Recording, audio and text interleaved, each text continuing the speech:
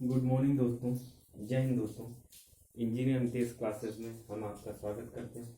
हमारे YouTube channel engineer इम्तियाज़ classes को आप लोग लाइक कीजिए, सब्सक्राइब कीजिए और ज़्यादा से ज़्यादा लोगों तक इस वीडियो को शेयर कीजिए, जिससे जो है हमारे चैनल के लेक्चर्स का ज़्यादा से ज़्यादा लोग लाभ उठा सकें और इसी तरीके से अपना प्यार हमारे चैनल के ऊपर बनाए रखें दोस्तों। तो आज हम बात करेंगे कुछ भारतीय इतिहास के बारे में।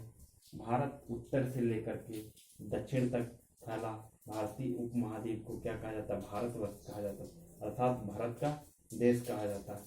क्योंकि अब जब हम भारतवर्ष के बारे में बात करते हैं ना, तो इन यूनानियों ने इसे क्या कहा था? इंडिया कहा था। यूनानी आए तो उन्होंने इसको इंडिया कहा, और मध्य मुस्लिम इतिहासकारों ने इसे क्या कहा? हिंद कहा या हिंदुस्तान कहा। अगर हम क्लास के हिसाब से बात करें तो भारत को हम 3 कैटेगरी में इतिहास को बांटते हैं। पहला होता है प्राचीन भारत का इतिहास, दूसरा है मध्यकालीन भारत का इतिहास, और तीसरा है आपका आधुनिक भारत का इतिहास। ये 3 भागों में हम इसको विभाजित करते हैं। आज जो हम बात करेंगे वो प्राचीन भारत के बारे में ही बात करेंगे। प्राचीन भारत की जब जानकारी मिलती है तो उसके कौन कौन से सोर्स थे, क्या क्या रिसोर्सेज थे, क्या क्या स्रोत थे, तो आप देखेंगे। पहला जैसे है प्राचीन भारत के इतिहास के स्रोत के विषय में जानकारी प्रमुख 4 स्रोतों से प्राप्त होती है।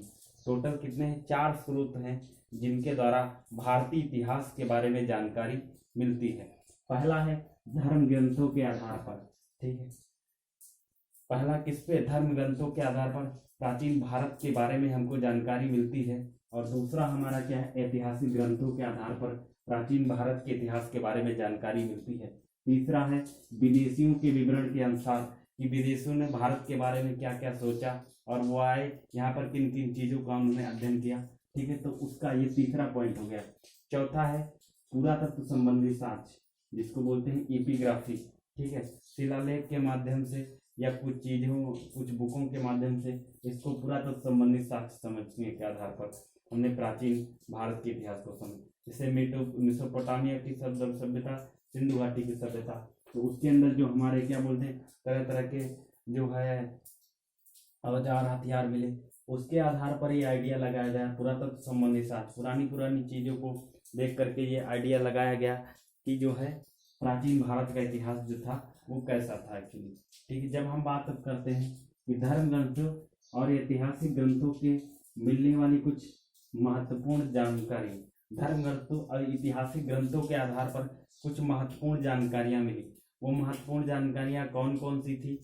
सबसे भारत का जो सबसे प्राचीनतम धर्म ग्रंथ है वो क्या है? वेद है। तो क्वेश्चन ये पूछा जाता है भारत का सबसे प्राचीनतम धर्म ग्रंथ कौन सा है, तो आप क्या बताओगे? वेद है। ठीक है, तो अगर जो ऑप्शन में दे सकता है कि भारत का सबसे प्राचीन ग्रंथ क्या है? वेद है। ठीक है, महाभारत है या रामायण है, तो उसमें आप क्या बताओगे?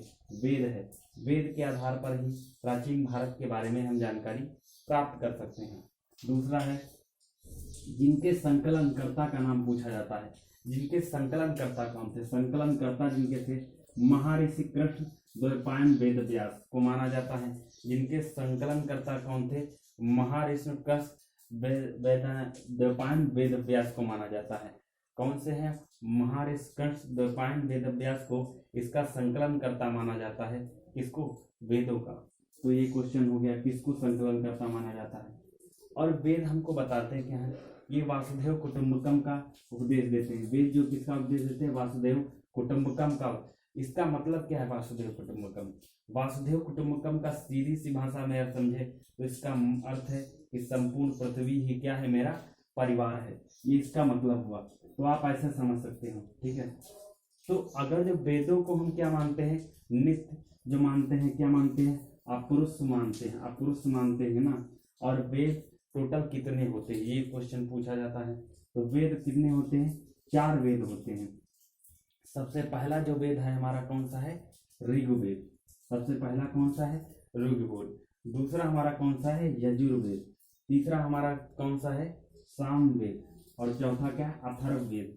तो कितने वेद हैं? 4। ऋग्वेद, सामवेद, यजुर्वेद और अथर्ववेद, ये 4 वेद थे। ठीक है, और इन चारों वेदों को क्या कहा जाता है? सबसे पहले ये क्वेश्चन पूछा जाता है। इन चारों वेदों को हम कहते क्या हैं? तो ये जो चारों वेद हैं हम इनको कहते हैं संहिता कहते हैं। क्या कहते हैं? संहिता। इन चारों वेदों को क्या कहा जाता है? संहिता कहा जाता है। तो ये प्राचीन भारत का कुछ इम्पॉर्टेंट पार्ट था जो हमने बताया, वेदों के बारे में आपको बताया, ठीक है। और आपको साक्ष्य बताने की कोशिश की कि प्राचीन भारत के इतिहास के आपको साक्ष्य कहाँ कहाँ से मिलते हैं। तो ये आप बताइए कि हमारी वीडियो आपको कैसी लगी। आप हमारे चैनल पर अपना प्यार इसीलिए बनाए रखिए अपना छोटा भाई समझ करके, और ज़्यादा से ज़्यादा लोगों तक इस वीडियो को शेयर कीजिए। हमारे चैनल